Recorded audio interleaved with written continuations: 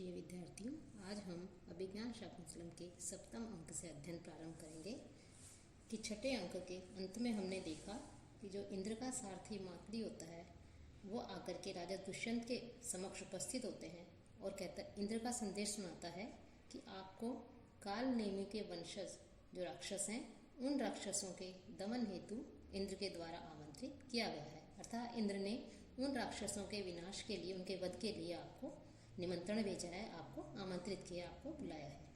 राजा मातली के साथ में रथ पर आरूढ़ होकर स्वर्ग के लिए प्रस्थान करते हैं। अब जो सातवां अंक है उस अंक में के प्रारंभ में बताते हैं कि राजा दुष्यंत इंद्र के कार्य को समाप्त करके अर्थात राक्षसों का विनाश करने के पश्चात भूतल की ओर गगन मार्ग से आते हुए मारीच ऋषि के आश्रम में प्रविष्ट होते हैं।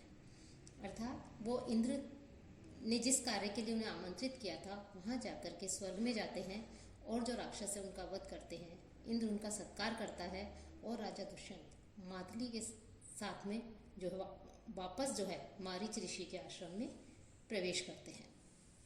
और वहाँ प्रवेश करने पर राजा का मिलन जो है वो सर्वदमन से होता है कि वो उनका जो पुत्र है सर्वदमन उसको देखते हैं कि सर्वदमन सिंह का जो बालक है, सिंह शिशु है, उसके साथ खेलते हुए देखकर आश्चर्यचकित हो जाते हैं और उसके राजा दुष्यंत के हृदय में वात्सल्य उमड़ पड़ता है।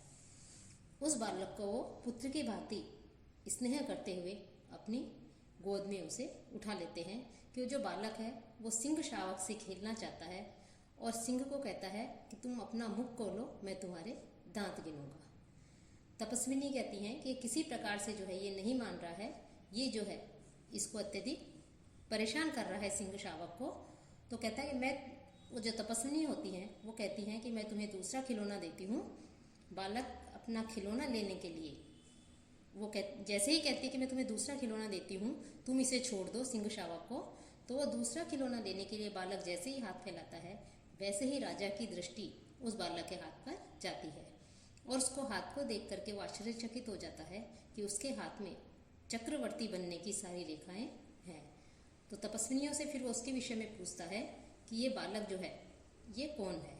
ये जो सिंह शावक से छुड़ाने के लिए तपस्विनियाँ जो हैं वो राजा से भी आग्रह करती हैं और राजा जैसे ही उस बालक के पास में जाता है दोनों तपस्विनियाँ आश्चर्यचकित हो जाती हैं क्योंकि उस राजा की और उस बालक की दोनों की आकृतियाँ मिलती जुलती हैं, दोनों एक तरह से दिखाई देते हैं। फिर राजा उनसे उस बालक के वंश के विषय में पूछते हैं तो तपस्विनियाँ उत्तर देती हैं कि ये पुरुवंश है, इसका वंश जो है वो पुरुवंश है। साथ ही साथ ये भी बताती हैं कि एक अप्सरा से संबंध होने के कारण इसकी माता ने जो है इसे इस आश्रम में ही इस बालक को जन्म दिया है। राजा को फिर पुरुवंश से ही उत्सुकता होती है, उसके पश्चात ये जानकर कि इसकी माता का संबंध जो है किसी अप्सरा से है और उत्सुक हो जाता है। तो उत्सुकतावश वह पूछता है कि इसकी माता किस राजर्षि की पत्नी है। तब तपस्विनियाँ कहती हैं कि ऐसा कौन होगा कि जो अपनी धर्म पत्नी का त्याग करने वाले का नाम भी लेने की सोच सकता है। अर्थात राजा मन ही मन में कहता है कि ये कथा तो मुझे ही लक्षित करके कहती है। इसी बीच जो है मिट्टी का जो मोर होता है, मयूर होता है, उसको लेकर के तापसी आती है और उस बालक को देने के लिए वो लेकर आती है।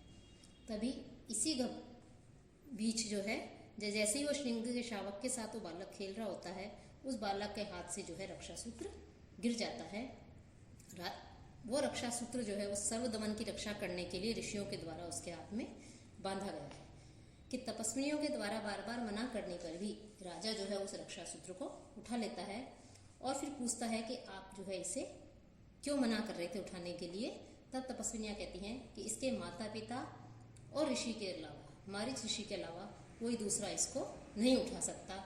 यदि कोई अन्य इस रक्षा सूत्र को उठाएगा तो यह सर्प बनकर उसे काट लेती है। राजा इस बात को सुनकर अत्यधिक प्रसन्न हो जाता है और उसे निश्चय हो जाता है कि यह बालक कोई और नहीं है, उसका अपना पुत्री है और वो आनंदित होकर के उस बालक को अपनी गोद में उठा लेता है, उसका आलिंगन करता है। जो दोनों तपस्विनियाँ होती हैं वो भी जाकर के शकुंतला को इस शुभ समाचार सुनाने के लिए, कहने के लिए जो है वहाँ पर चली जाती हैं कि तभी जो शकुंतला है वो विरह व्यथिता, मुक्त कुंतला, तपस्या और प्रेम की मूर्ति शकुंतला वहाँ उपस्थित होती है।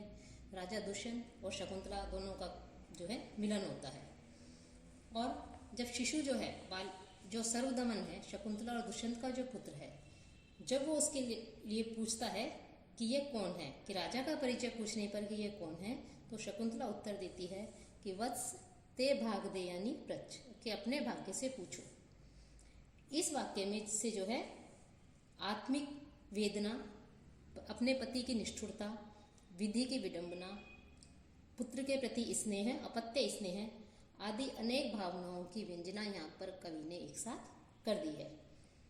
तब शकुंतला अपने पुत्र सहित जो मरीच ऋषि हैं उनसे आशीर्वाद ग्रहण करने के लिए उनके पास में जाते हैं।